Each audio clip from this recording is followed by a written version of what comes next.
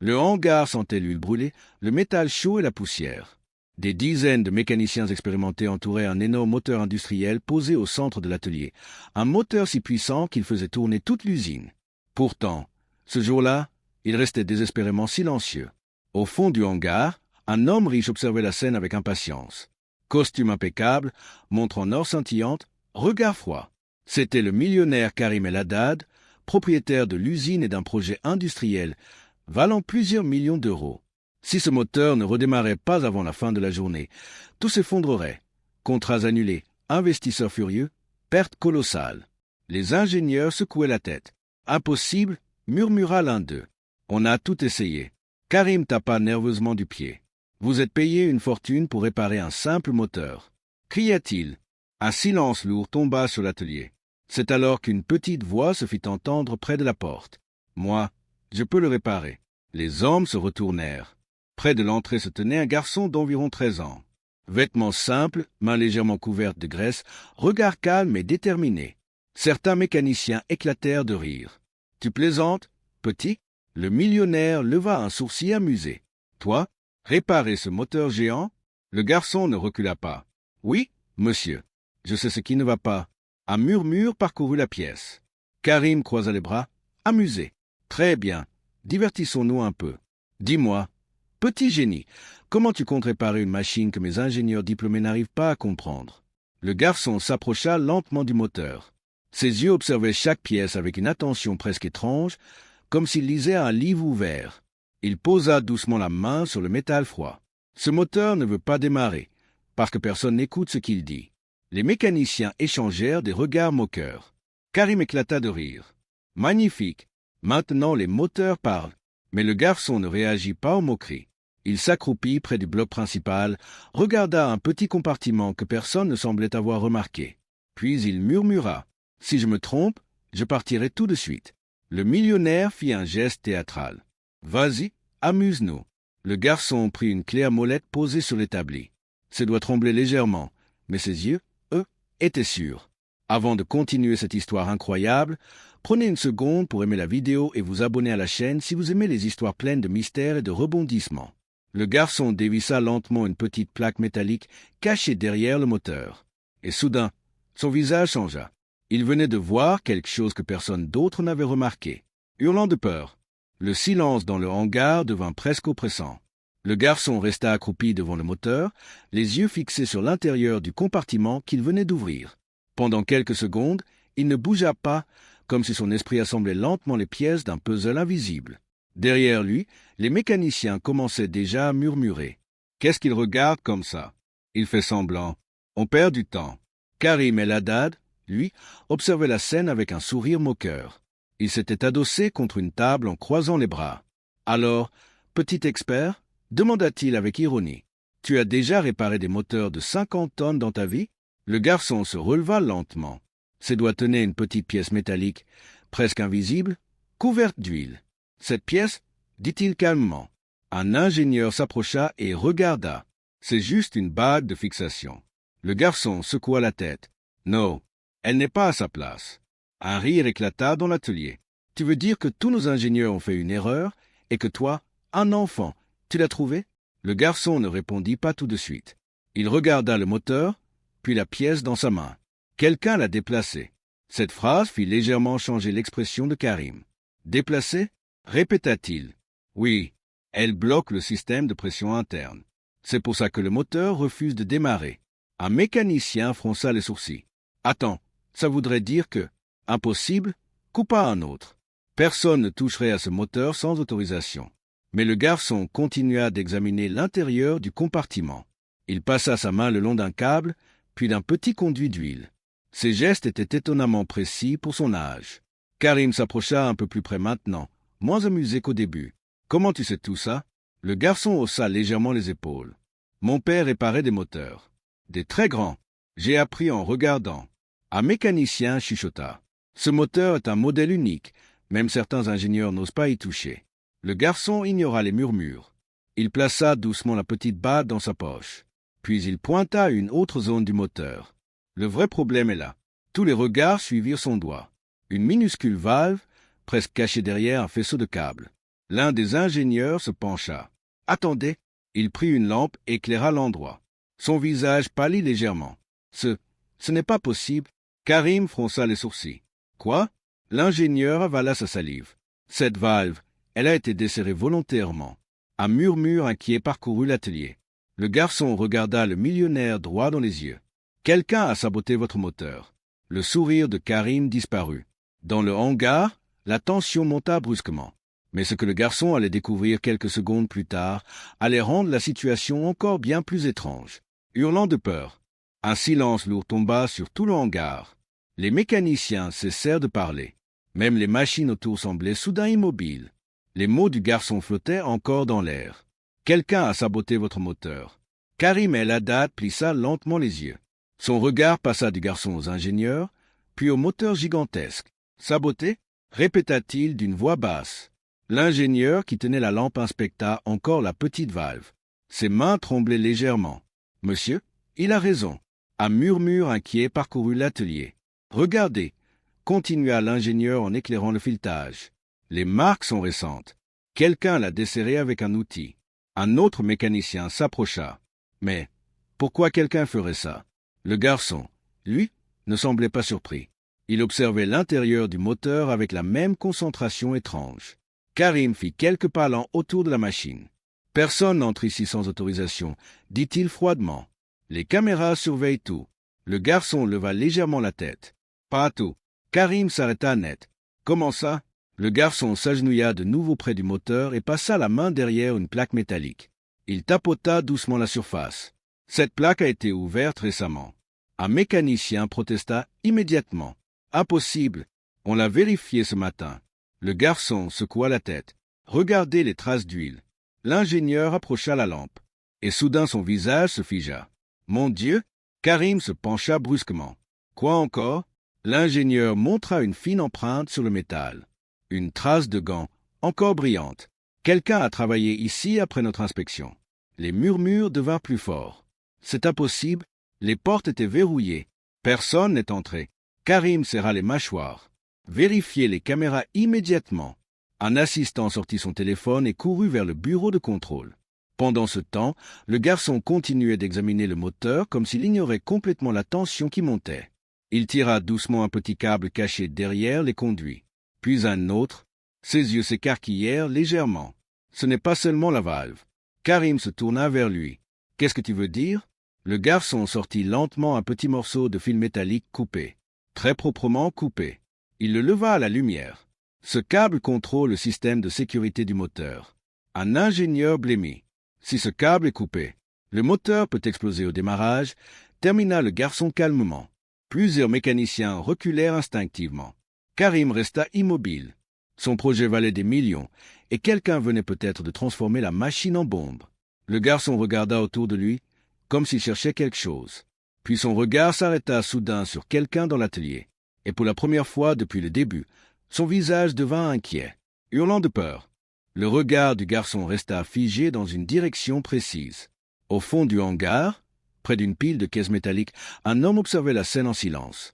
Il portait la même combinaison que les autres mécaniciens, mais quelque chose dans son attitude semblait étrange, trop immobile, trop nerveux. Le garçon plissa légèrement les yeux. Karim remarqua ce changement. « Qu'est-ce qu'il y a ?» demanda-t-il. Le garçon ne répondit pas immédiatement. Il continua de fixer l'homme, comme s'il essayait de se souvenir de quelque chose. Puis il murmura. « Cet homme, je ne l'ai jamais vu ici. » Plusieurs mécaniciens se retournèrent. L'homme en question sembla surpris d'être soudain au centre de l'attention. « Quoi ?» dit-il rapidement. « Je travaille ici depuis 2 semaines. » Un des contremaîtres fronça les sourcils. « Comment tu t'appelles ?»« Samir. » Le contremaître réfléchit quelques secondes. « Samir ?»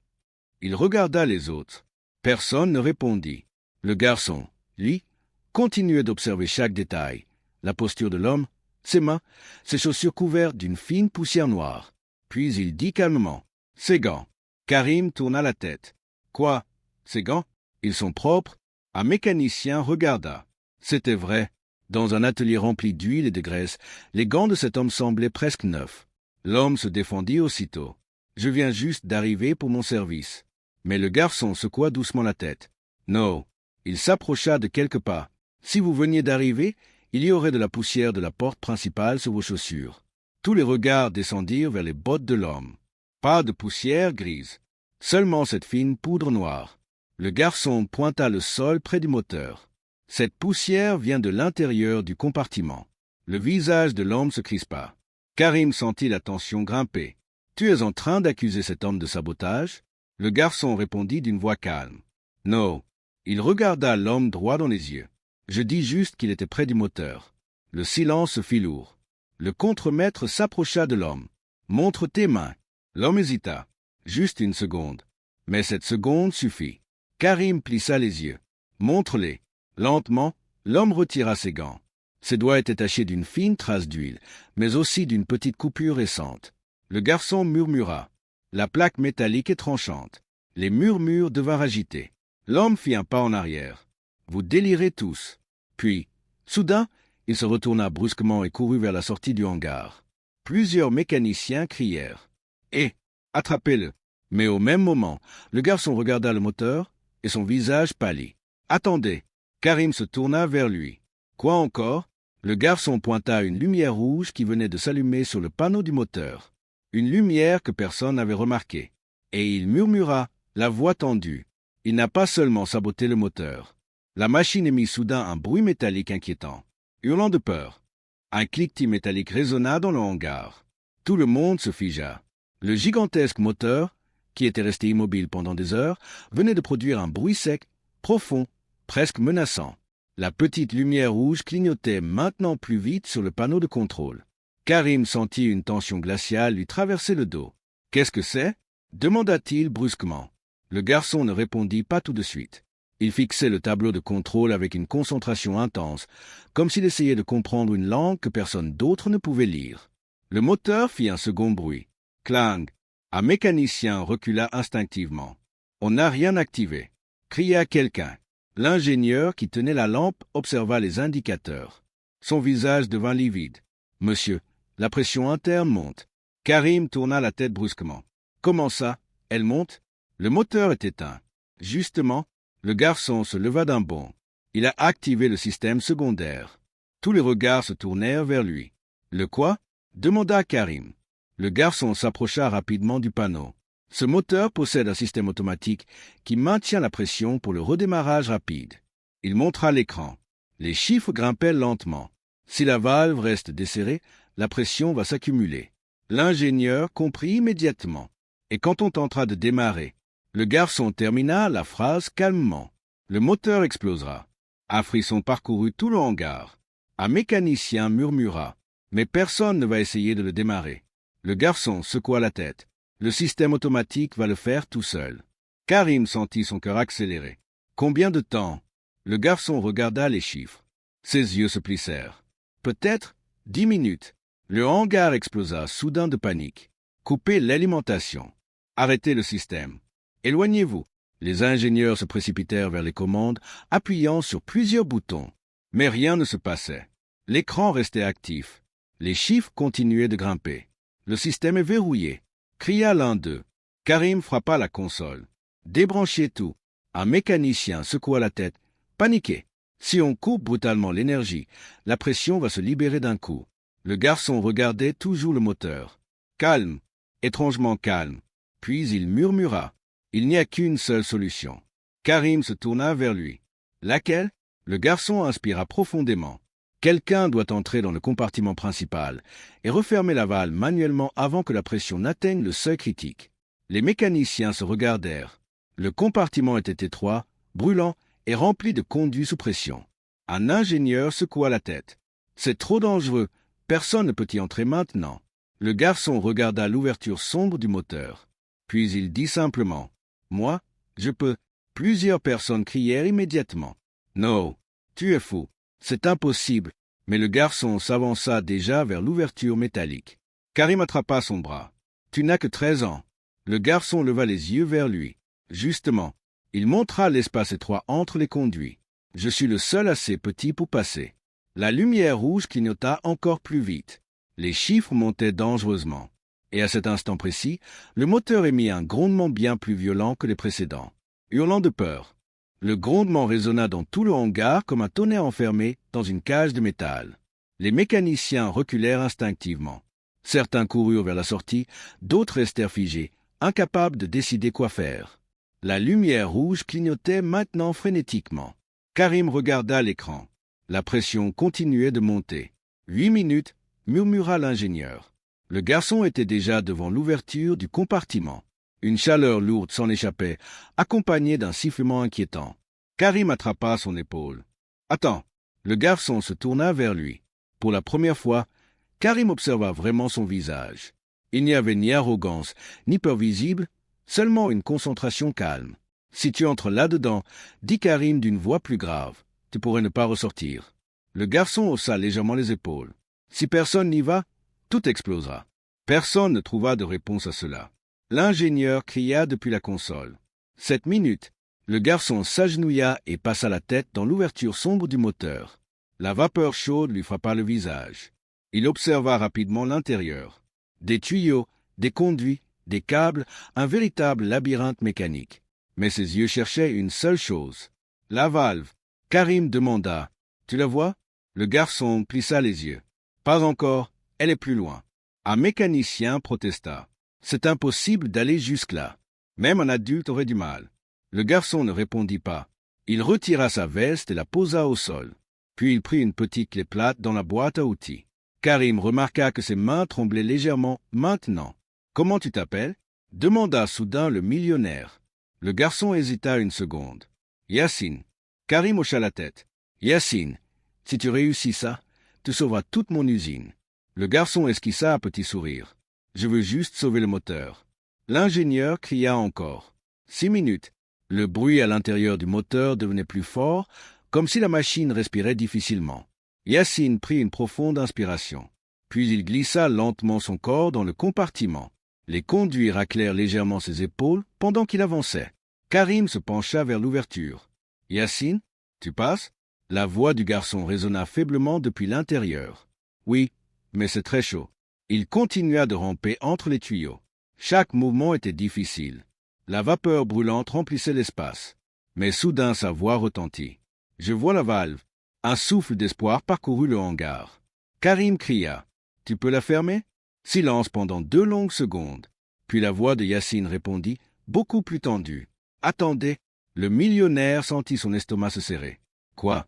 La réponse arriva, tremblante. « Il y a autre chose ici. » Les mécaniciens se regardèrent. Karim se pencha davantage vers l'ouverture. « Qu'est-ce que tu veux dire ?» La voix du garçon devint presque un murmure. Ce n'est pas seulement sa beauté. Un bruit métallique étrange résonna à l'intérieur du moteur. Puis Yacine cria soudain. « Quelqu'un a installé un autre dispositif ici. » Hurlant de peur, le hangar entier retint son souffle. Karim se pencha brusquement vers l'ouverture du moteur. Quel dispositif? À l'intérieur, on entendait la respiration rapide de Yacine et le sifflement brûlant de la vapeur. Pendant quelques secondes, il ne répondit pas. Puis sa voix revint, plus grave. Ce n'est pas une pièce du moteur, c'est quelque chose qu'on a ajouté. Les ingénieurs se regardèrent avec inquiétude. Quoi exactement? Demanda l'un d'eux. Yacine sembla déplacer quelque chose. Un petit bruit métallique résonna.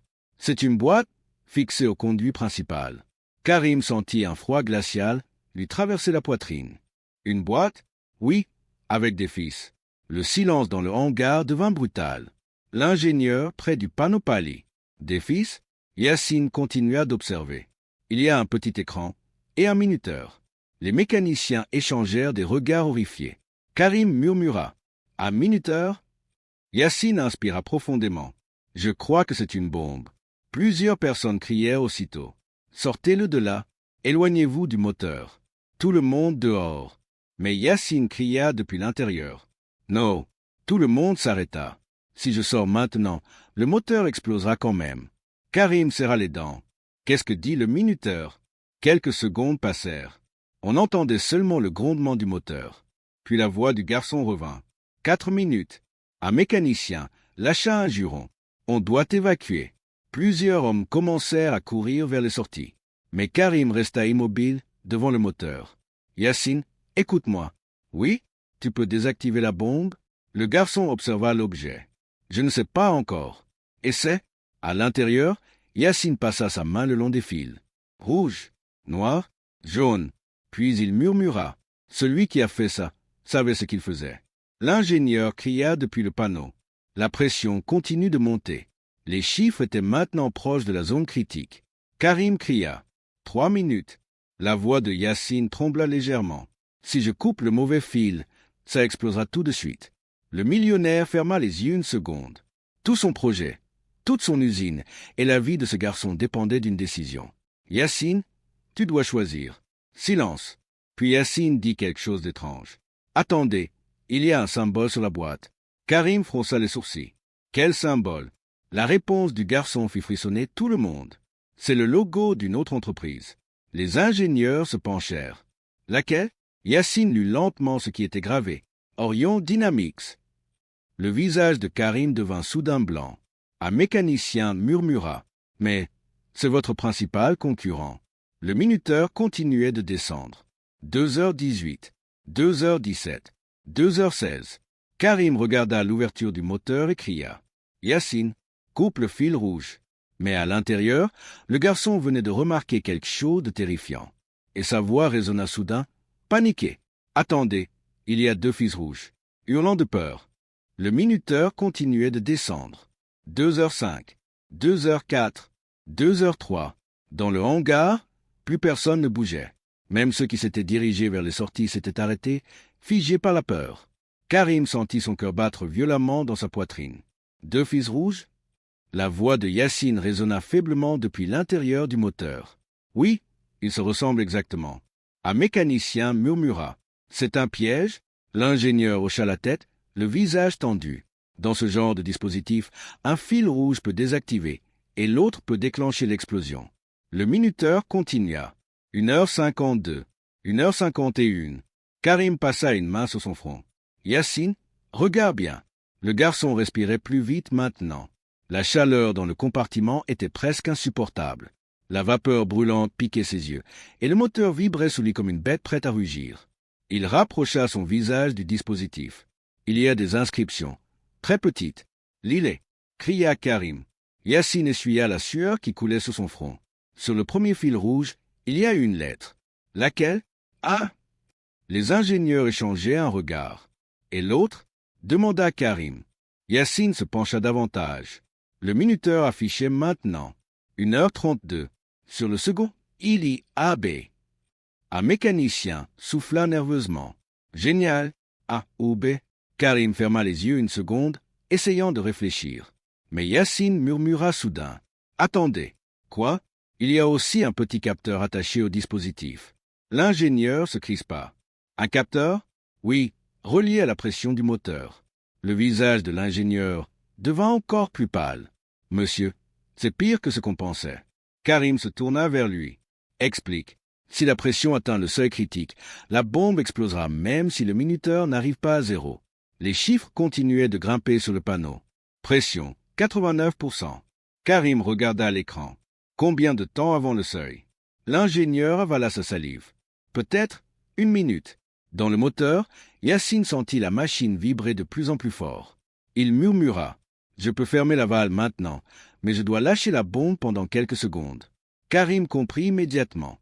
Si tu lâches le dispositif, tu ne pourras plus couper le fil à temps. Le minuteur indiquait maintenant. 1h05. Le hangar était plongé dans un silence presque irréel. Puis Yacine dit doucement. Je crois que je comprends ce qu'ils ont fait. Karim se pencha encore plus près. Quoi? Il voulait que quelqu'un trouve la bombe. Pourquoi? La réponse du garçon fit frissonner tout le monde. Parce que celui qui essaiera de la désactiver choisira sûrement le mauvais fil. Le minuteur passa à minuit 48. Karim sentit la panique monter. Yacine. Mais à cet instant précis, à l'intérieur du moteur, le garçon remarqua un détail minuscule gravé sous les fils. Et ce qu'il venait de comprendre allait tout changer. Hurlant de peur, le minuteur affichait maintenant. Minuit 42. La chaleur à l'intérieur du moteur était suffocante. La vapeur brûlante enveloppait Yacine, et le métal vibrait de plus en plus fort autour de lui. Mais ses yeux restaient fixés sur ce petit détail gravé sous les fils. Une inscription presque invisible. Il plissa les yeux et passa doucement son doigt dessus pour enlever la fine couche d'huile. « Attendez, murmura-t-il. » Karim se pencha encore plus près de l'ouverture. Qu'est-ce que tu vois? Yacine parla lentement. Il y a une phrase gravée. Le millionnaire sentit l'espoir et la peur se mélanger dans sa poitrine. Lila. Le garçon approcha encore son visage du dispositif. Le minuteur continuait de descendre. Minuit 35. Minuit 34.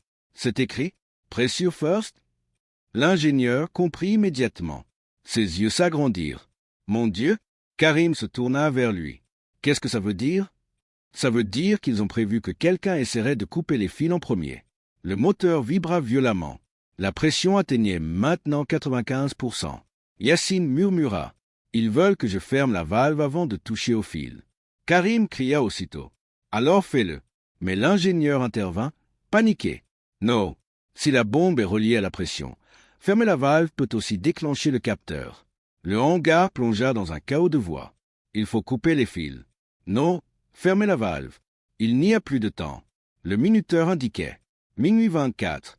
Dans le compartiment brûlant, Yacine ferma les yeux une seconde. Il pensa à son père, aux longues soirées dans leur petit garage, à écouter le bruit des moteurs, à comprendre leurs secrets. Son père disait toujours, « Une machine ment rarement, il faut juste écouter ce qu'elle essaie de dire. » Yacine posa sa main sur la valve, puis sur les fils. Il murmura doucement, « Le moteur parle. » Karim retint sa respiration. « Et qu'est-ce qu'il dit ?» Le garçon répondit calmement, « Que la bombe n'est pas le vrai piège. » Le minuteur passa à minuit 15. Les mécaniciens criaient maintenant autour du panneau. La pression atteignait 97%. Yacine prit une décision.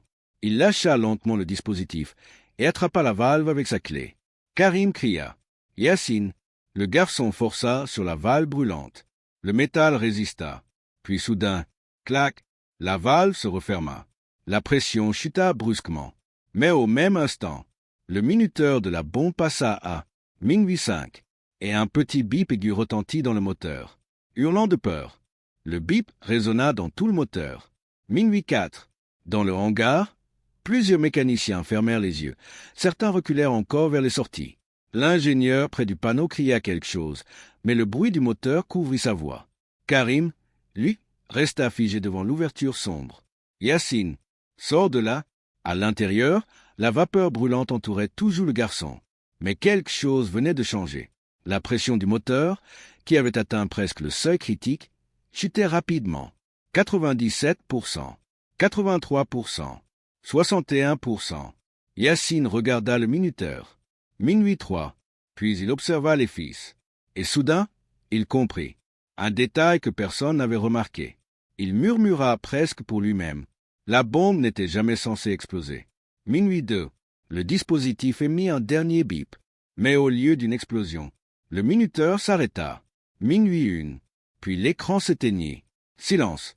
Un silence si profond que l'on entendait seulement la vapeur s'échapper doucement du moteur. Dans le hangar, personne n'osait respirer. Karim fixa l'ouverture du compartiment.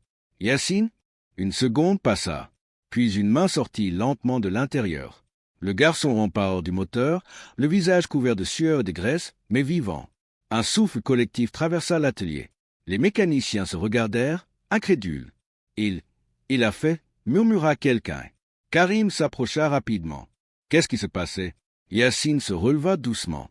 La bombe était un leurre. Les ingénieurs froncèrent les sourcils. Un leurre? Le garçon hocha la tête. Elle était connectée au capteur de pression. Si la pression restait haute, le système aurait déclenché une vraie explosion dans le moteur. Il regarda la valve. Mais si quelqu'un comprenait le message et réduisait la pression, le minuteur s'arrêtait tout seul. Le silence retomba. Karim regarda la machine gigantesque qui venait de s'arrêter complètement. Son usine, son projet, tout venait d'être sauvé par un garçon de 13 ans. Il fixa Yacine, encore couvert d'huile. Le millionnaire qui riait quelques minutes plus tôt ne riait plus du tout. Au contraire, ses yeux brillaient d'un mélange de respect et d'étonnement. « Tu viens de sauver des millions », dit-il lentement. Yacine haussa simplement les épaules. « J'ai juste réparé le moteur. » Quelques mécaniciens commencèrent à applaudir. Puis d'autres. Le hangar entier résonna bientôt d'applaudissements. Mais Karim leva soudain la main. Son regard venait de se poser sur quelque chose au sol, près du panneau de contrôle. Un petit objet métallique tombé de la poche du saboteur pendant sa fuite. Karim se pencha et le ramassa. C'était une carte d'accès, avec un nom gravé dessus. Et en lisant ce nom, le visage du millionnaire se figea complètement. Parce que cette carte n'appartenait pas à un employé d'Orion Dynamics. Elle appartenait à quelqu'un qui travaillait dans son usine depuis des années. Hurlant de peur, Karim resta immobile, la petite carte métallique serrée entre ses doigts. Autour de lui, les applaudissements continuaient encore, les mécaniciens félicitant Yacine, soulagé d'avoir échappé à une catastrophe. Mais Karim n'entendait presque plus rien. Ses yeux étaient fixés sur le nom gravé sur la carte, un nom qu'il connaissait trop bien. Son visage se durcit lentement. L'ingénieur s'approcha. « Monsieur, tout va bien ?» Karim ne répondit pas tout de suite. Il retourna la carte pour vérifier le numéro d'identification. Aucun doute. Il murmura presque pour lui-même. « Ce n'est pas possible. » Yacine, encore essoufflé, remarqua son expression. « Qu'est-ce qu'il y a ?» Karim leva enfin les yeux vers lui. « Cette carte appartient à quelqu'un qui travaille ici depuis 8 ans. » Les mécaniciens autour cessèrent progressivement de parler. « Qui ?» demanda l'un d'eux. Karim serra la mâchoire. « Le responsable de la sécurité. » Un silence choqué parcourut le hangar. « Le chef de la sécurité.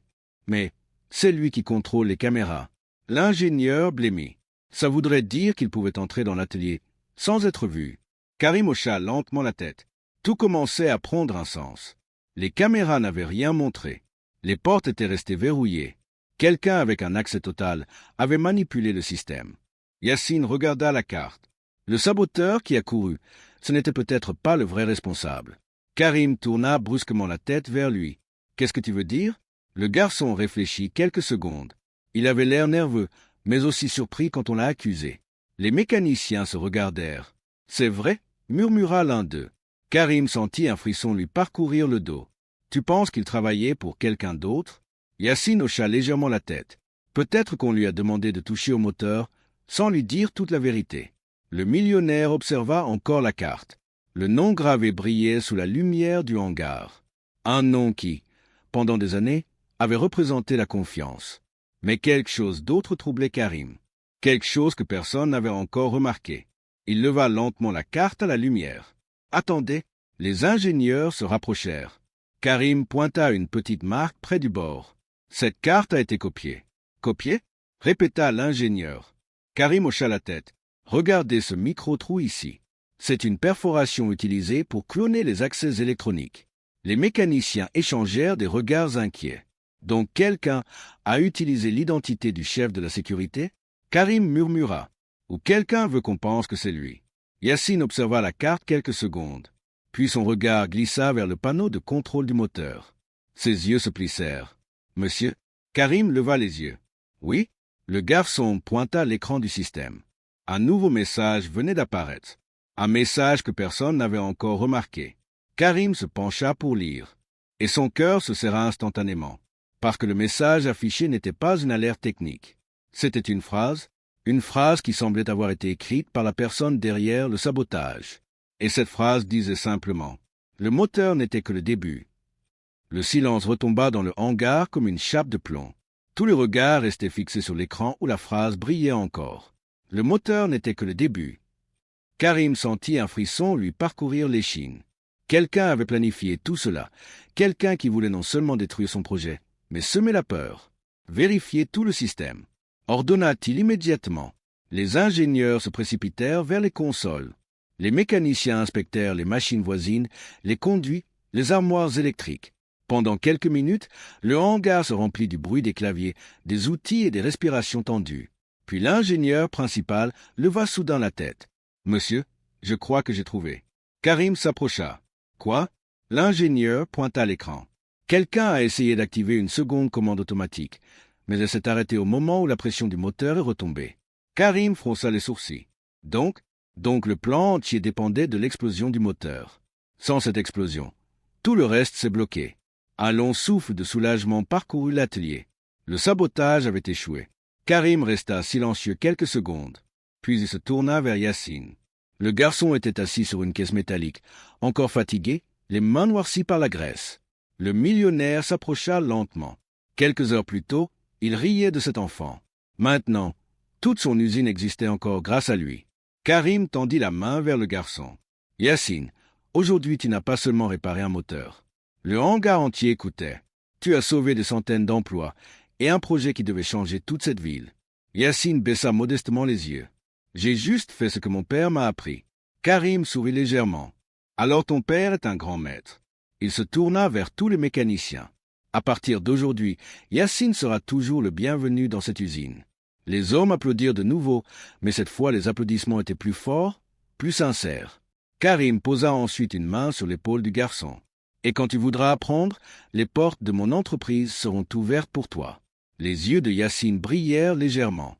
Dans le hangar encore marqué par la tension de la catastrophe évitée, une chose était devenue évidente pour tous. Le millionnaire avait les machines, les ingénieurs et l'argent. Mais ce jour-là, celui qui avait vraiment sauvé tout le monde était simplement un garçon courageux qui avait osé dire « Je répare ce moteur », hurlant de peur.